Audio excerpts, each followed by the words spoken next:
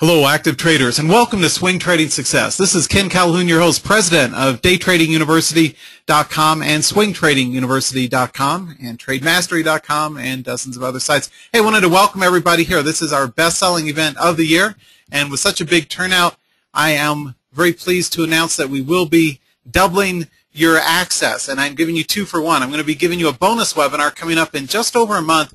So mark your calendar for Tuesday, December 17th, and I'll be getting you the GoToWebinar link a few days ahead of that. And in this one, we'll be covering advanced tactics to go beyond even the hour and a half of strategies you'll be learning about in tonight's event. What I encourage you to do is take note, test out a few of the strategies you'll learn tonight in paper trades, demo trades, whatever. Go out and test those, and then come to me with whatever you've learned between now and the upcoming event, and we'll be getting underway here soon. Okay, as always, all information is for educational or information use only. I'm not making any buy, sell, or hold recommendations. This is all for information and education use only. All right, so if you have questions, feel free to ask. I will stick around after tonight's event to answer questions that you might have.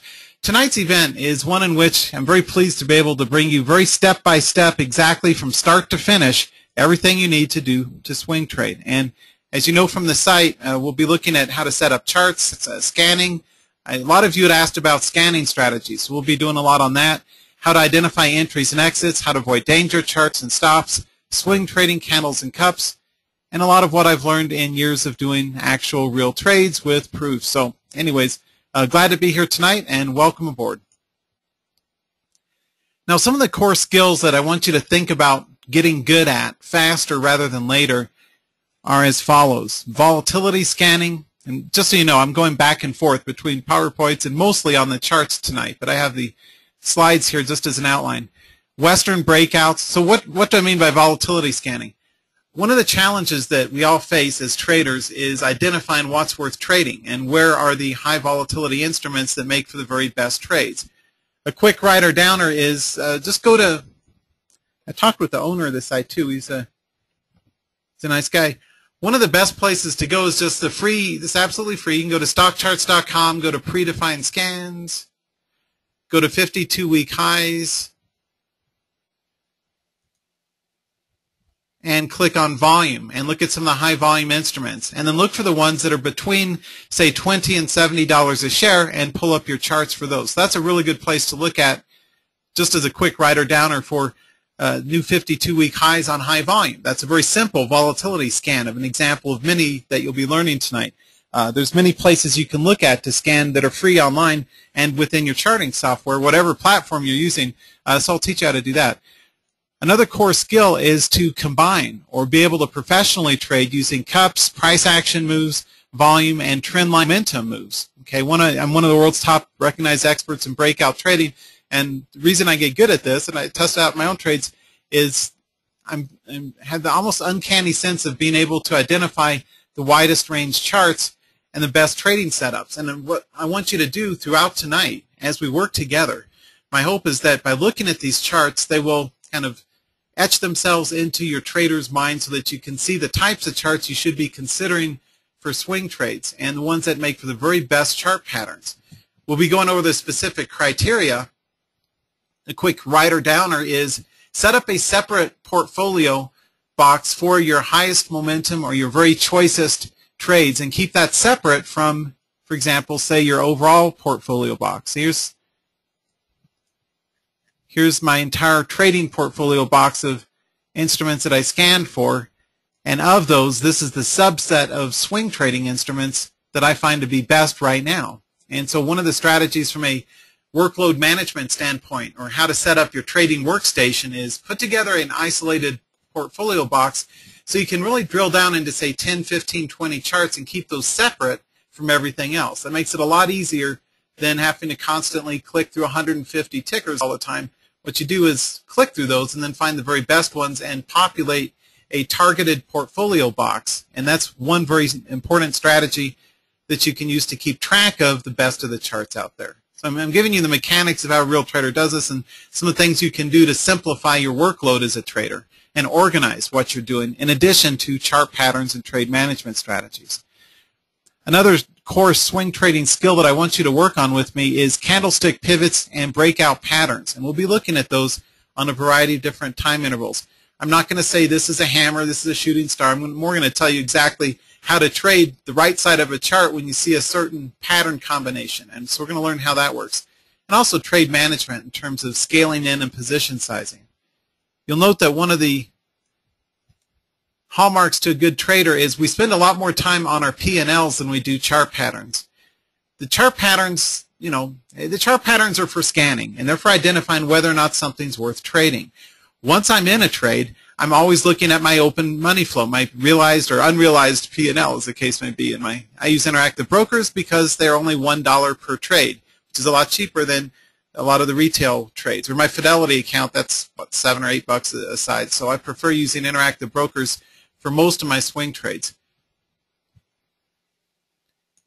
Notice, for example, in swing trading, that you can see commission's just $1 on these. And these are really small size, but it all adds up. Notice that the granularity of trading, meaning the specific size, should start off life real small and then snowball only for the ones that work out. So this trade in this inverse ETF, the VXX, I should say, didn't start off as a 160 share trade. It started its life off much smaller, and I added to it as a 1. And by the end of the day, end of the end of the week or two, I was trading, $390 on this small set of trades. So one of the things I want you to start thinking about from a trade management standpoint is any good professional traders. My colleague Van Tharp would talk about position sizing. You want to start off trades really small because it all adds up. And you don't know ahead of time. The trick is, I didn't know Green Mountain would be the biggest winner out of all these. I didn't know that DXD would be the stop. I throw the darts, I trade the breakouts the best I can find them, and the ones that work out, I start adding to winning trades over time. And that's how you make money as a trader, potentially make money as a trader. Your stops are real small. It's fine to trade small. If you have not been trading successfully and profitably, then you should retrench and go back to paper trading or very small size trading. 2, 3, 5, 6, 10, 20 shares at a time until you start making money, and then you can start scaling up once you do that successfully. So that's, from a trade management standpoint, that's one thing to think about. Okay, now let's start from the beginning in terms of how to set up your charts.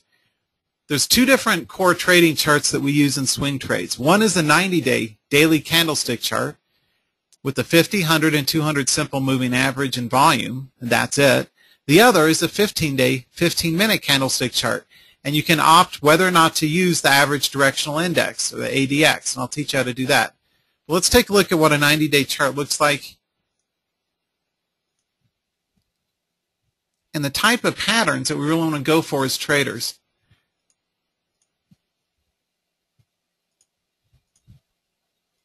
So, for example, when you set up a chart, and again, the exact setup criteria will be different depending on the charting software you use. Make sure you have a white background chart. You have amateurs out there teaching traders with black background charts. That's not how to look.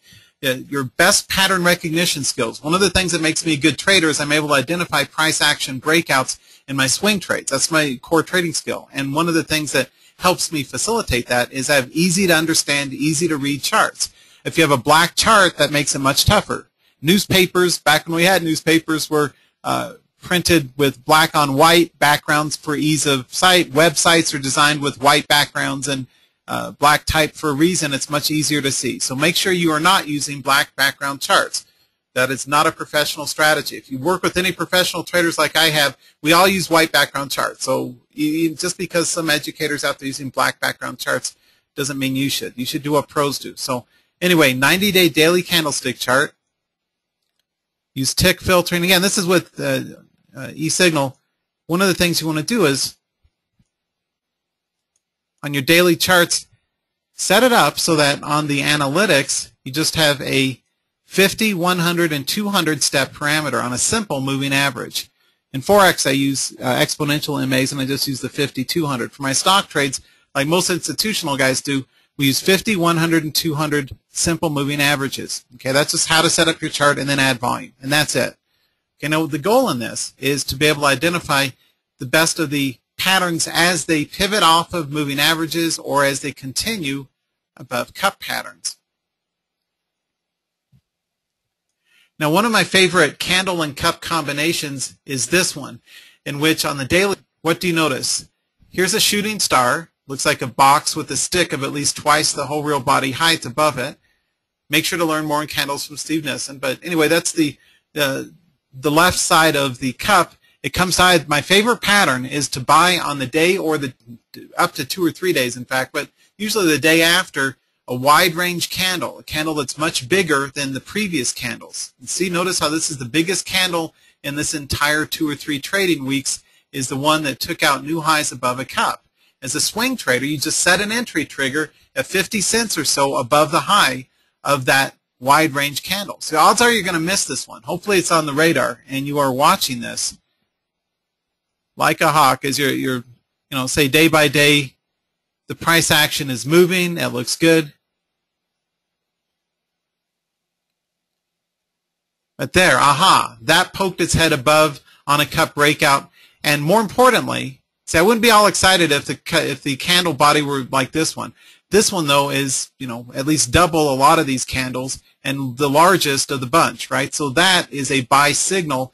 You're not going to see the candle there until that night, right? So that's why you put in a buy stop order, say at 50 cents or so above the high to get you in on a swing trade. So that's one of many strategies that I like to use for swing tradings off the daily candle. Another one is if something comes from below over here and punches its way above the 50 and 100 or 200 moving average line. So if something's down here and you see it's drifting, it finally makes, again, that's the same exact pattern, right? It's a bullish cup breakout with a wide range candle that pierces a moving average. And even if you miss that one, you could still wait till it breaks above the 100 moving average and it continues on up.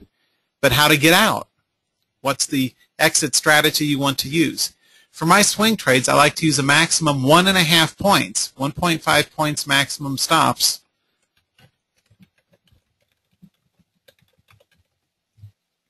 on swings. The other reversal signal is to get out if I see 2 red candles following an uptrend. So let's say I bought here, or I waited till here, or I haven't waited till there, whatever. I got in on the uptrend, and now it's going sideways, and I'm wondering if I should stay in the trade. If you see 2 red candles in a row, or if you see a shooting star, which we don't on this chart, or if there's a bearish engulfing, or 2 red momentum candles down, that tells you to get out at roughly 50 cents under the low of the second sequential candle on a 90-day chart. So anyway, that's just a quick overview of the 90-day chart. We're going to go over strategies later, but that's the kind of thinking you want to take. Now, when it comes to scanning, and we're going to look at scanning strategies in a minute, I want you to be able to identify which of the charts have the widest continuous trend line breakouts and give those preference, something that's easy to ride, right? As a trader, you're always looking at getting on the strongest of the breakout trend continuation plays and scaling into those. And you have a tough time doing that if you're trading something that doesn't have a reasonably strong trend, like, say, eBay. That would be horrible. Why would you ever swing trade eBay? Look at that. I mean, I couldn't get right on this. I'm a good trader. Yeah, I couldn't trade this correctly, make money off of that. So no, you should never swing trade a chart like that. Something like that. Oh, okay, much more in focus, clean, tight, easy to trade. So one of the early messages is make sure that you keep your trading life as easy as possible by trading some of the strongest charts. The strongest of the swing trading charts out there that I see right now is this one, Quest Diagnostics DGX, because it's a nice continuous uptrend, gap continues nicely as it should, and the rest of it. Now, I just showed you how to set up a 90-day candlestick chart. We're going to go over trading strategies in a bit, but I'm giving you an overview and trying to give you a couple strategies along the way. On a 15-day, 15-minute candlestick chart, one of the things that you can do is look for an ADX signal in addition to volume. Let me give you a quick, I'll cover this in a minute, but a quick scanning criteria is, and I will be sending out a link with the download to this, Harvey, so you'll get that later. Scan criteria is 10% or greater price action on a 15-day chart. So that means the high to the low needs to be at least 10%. So 57, 10% of that is $5.70, or just round it up to $6. So if 58's here, or 57's here, that means that we should get at least 64, which we do have up here. What you don't want to trade is something that would, say, have a 15-day range, and this is extremely important when it comes to scanning. You have my word on it. I've done thousands and thousands of swing trades over many, many years, and I know how to swing trade. Your enemy is choppy charts that cause you a lot of stops that don't ever get to take off and run for you, right? So you also don't want to trade wild charts that are all over the place and up and down. You want to trade nice, well-behaved charts with sufficient volatility and volume to make the case for a good trade that works out.